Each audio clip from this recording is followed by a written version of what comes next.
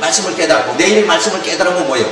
나는 점점 성숙해지니까 진보하는 거죠. 그러니까 뒤돌아보지 말고 퇴보하지 말아야 된다. 육신으로는 종의 노예를 벗어날 길이 없는데 그리스도께서 우리로 자유하게 해주셨으니 그 은혜에 감사를 드려야 된다. 그래서 십자가에 값진 보혈의 피로 자유를 얻게 되었으니 다시는 종의 멍에를 매지 말아야 된다. 그러니까 사도 바울이 고린도를 떠나가지고 고린도에서 열심히 복음을 가르쳐서 복음신앙을 저들이 가졌는데 바울이 잠시 떠나니까 그 세계에 누가 들어와요? 유대인 지도자들이 들어와서 무슨 사상으로 가르치는 거야? 율법 사상으로 또 막 가르치는 거예요. 이거 해야 못 봤습니다. 뭐 날짜를 지켜야 됩니다. 뭘 해야 됩니다. 그런데 우리 날짜 지키지 말라고 앞에 얼마큼이 지난주에 성가했죠. 날짜나 절기 거기에 매이면 안 된다. 주일날 이걸 매이지 말고 안식의 주인이신 예수를 영접하면 돼요. 다 안식이 이루어지는 거 아니다. 자, 그래서 멍에를 매지 말라고 했어요. 그래서 이 지도를 보면 바로 여기 지역이 갈라디아예요. 그러니까 우리 여기가 이제 아시아 반도, 요 가운데는 뭐예요? 마게도냐 반도. 저쪽에는 로마가 있는 저쪽에는 이탈리아 반도. 그래서 지도는 세 개만 외우면 돼요. 복잡할 게 없어요. 자, 아시아 반도, 마케도니아 반도, 그 다음에 이탈리아 반도. 이렇게 있어요. 미국도 미국이 저쪽이죠. 아직은 여기는 여기는 유럽 쪽, 이스라엘 유럽 쪽이죠. 저쪽 로마 저쪽이가 아니고. 자, 그래서 복음이 예루살렘에서 시작해서, 그렇죠? 여기 예루살렘 있죠. 예루살렘으로 시작해서 이방인의 사도 바울을 통해 가지고 이 아시아 반도, 마케도니아 반도, 이탈리아까지 복음이 전해져요.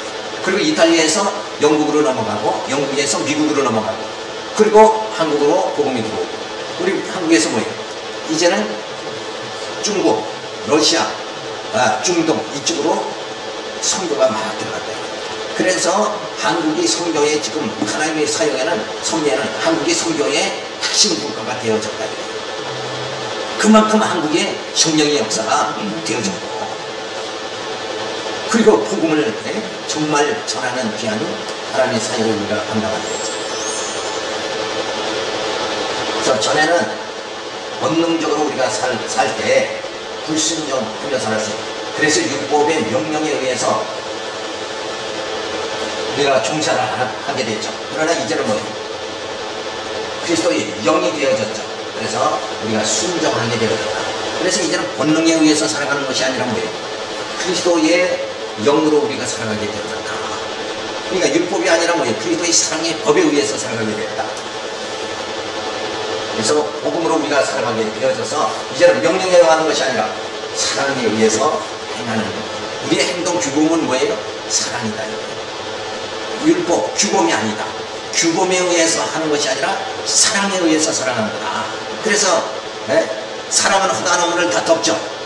그러니까 형제사랑이 주어지는 거예요. 내가 신앙생활을 하니까 형제를 사랑해야 된다 하는 의무감에서 형제를 사랑하는 게 아니고 사랑해 준다. 근데 그 사랑은 어디서 온 거예요? 내 근육에서 나타나는 사랑이 아니고 내가 이 생각 속에 사랑해야 되겠다 해서 내 생각을 했을 그때서부터 내 근육에 내 몸 안에 주어지는 사랑이 아니라 이 사랑은 뭐예요? 하늘로 주어진 사랑이다. 하나님의 사랑을 깨달은 그 사랑이, 하나님의 사랑이 내 안에 거했다가 내 안에서 하나님의 사랑이 뭐예요? 더 형제에게 전가되어지게 되어졌다. 그래서 내가 사랑하는 것은 내게서 나온 게 아니라 하늘로부터 주어진 것이다. 이런 의미를 우리가 생각해야 돼요. 그래서 이제는 뭐예요? 하나님의 자녀로 살아가게 되어졌다. 이제는 종이 아니라 하나님의 자녀다. 그래서 다시는 뭐예요? 종의 멍에를 매지 마라. 자, 그래서 세 번째로 거짓 지도자를 경계합니다. 율법 의지하는 자는 그리스도에게서 떨어진 자다. 사도 바울은 아주 강경하게 말합니다. 근데 아직도 규범에 의한 신앙, 율법에 의한 신앙생활을 한다는 것은 뭐예요? 이건 성경하고는 전혀 거리가 먼 거예요. 성경은 이렇게 얘기해, 우리가 믿는 성경은 바로 하나님의 말씀을 이렇게 얘기해주고, 신앙의 흐름 자체가 지금 이쪽 얘기하고 있는데, 오늘날 보면은 율법신앙이 많이 있다, 이거예요. 규범에 의한 것이 아니라 그 하나님의 사랑에 의한 행위가 나타나야 돼요. 그러니까 서로 사랑하니까는 좋잖아요. 사랑하니까. 이걸 의무가 착하게 살아야 된다. 세상 사람들은 그런 윤리적 규범에 의해서 살아가고, 우리 신앙인들은 그래도 정말 신앙으로 살아가야 되니까 형제도 사랑해야 되고 뭐 해야 된다 이렇게 되지만, 이제 우리는 뭐예요? 진짜 성령이 인도하심에 따라서 정말 사랑하는 자가 되어졌다. 이거 우리가 감사해야 되죠. 그래서 5장 2절 성경 6절에 보면 율법 의지하는 자는 그리스도에게서 떨어진다. 보라, 나 바울은 너희에게 말하노니 너희가 만일 할례를 받으면 그리스도에게서 너희에게 아무 유익이 없으리라. 내가 할례를 받는 각 사람에게 다시 증거하노니 그는 율법 전체를 행할 능력을 가진 자라. 율법 안에서 의롭다함을 얻으려 하는 너희는 그리스도에게서 끊어지고 은혜에서 떨어진 자로라. 우리가 성령으로 믿음을 쫓아 의리의 소망을 기다리는 그리스도 예수 안에서는 할례나 무할례나 효력이 없되 사랑으로서 역사하는 믿음뿐이니라. 자, 얼마나 강경하게 사도 바울은 말하냐. 율법 신앙 갖는다는 것은 예수와는 떨어지는 거다. 단호하게 얘기하는데 아직도 날짜에 뭐에 매였나. 아직도 주일날 대예배 끝나면 예배 드리면 하나님 다성인 걸로 알고, 신앙생활 다 한 걸로 알고, 오후예배도 참석하고 휴일도 참석하고, 또 일주일 내내 성경 한 번도 안 보고 말씀을 사모하지도 않고, 그러고는 대예배만 바짝, 그것도 설교 큰 교회는 뭐 15분밖에 안 걸립니다. 15분 딱 듣고는 신앙생활 다 했다는 거예요. 이게 얼마나 그렇게 그 15분 들어가지고 우리의 속사람이 새로워질 수 있느냐, 내가 정말 변화될 수가 있느냐, 이건 곤란하다. 제가 봤을 땐 몰라요. 근데 다 유능한 분들이라 그게 가능하니까 그렇게 살겠지만, 나같이 어리석은 자는 난 도저히 안 돼. 도저히. 그러니까 말씀을 사모하고 또 연구하고 또 듣고 싶은 분들에게는 또 가르치고, 이런 열정이 뭐예요? 그래서 좋은 거예요. 율법적 하나의 규범인 할례를 받는다고 하면 나머지 율법도 지켜야 하니 율법 전체를 행할 의무를 가지게 되어 율법을 추종하는 자가 되었으니 그리도 하나는 강경하다. 그러니까 율법 신앙 갖다 보면 율법을 뭐예요? 어떻게 해요? 전부 지켜야 돼요. 근데 그 율법을 다 지키려면 얼마나 고달픈 거예요. 근데 그 율법에는, 유대인은 또 율법 외에 또 뭐가 있었어요? 율법 외에 율법을 더 세밀하게 또 지키려고 또 하는 뭐가 있었죠? 그게 장로의 유전이다. 그렇죠? 그래서 이제 제자들이 당신 제자들은 왜 손을 안 닦습니까?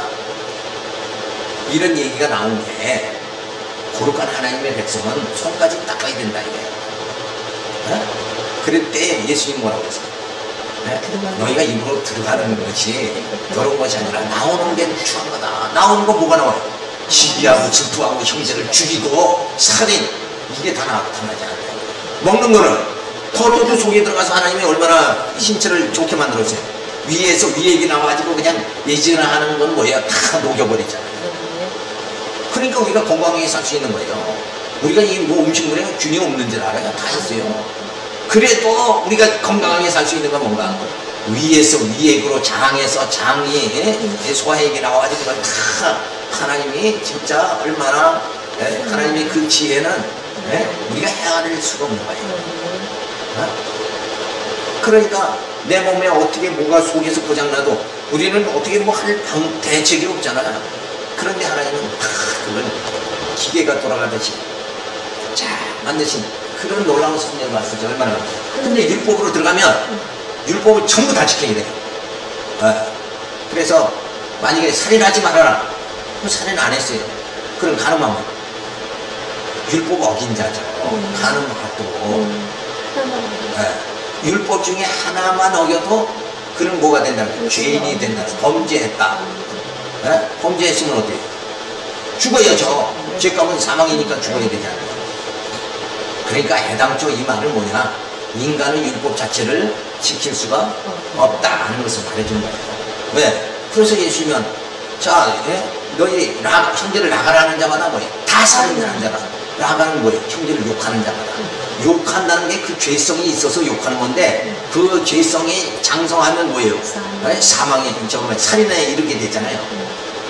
미움이 더 커지는 게 뭐라 그래요? 증오. 증오는 뭐예요?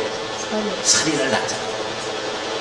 그러니까 미움 단계, 아직은 미움 단계지만 결국은 그게 자꾸 커지면 어떻게 돼요? 틀림없이 살인의 행위가 나온다 이거예요. 그러니까 형제를 형제에게 모아들여도 해친 후회는 하지 말라고 그랬죠. 그죠? 그게 뭐냐면 살인에 이르기 때문에 그렇다는 거예요. 그러니까 그 행동이라는 것은 자꾸 우리를 어디로 끌고 가요?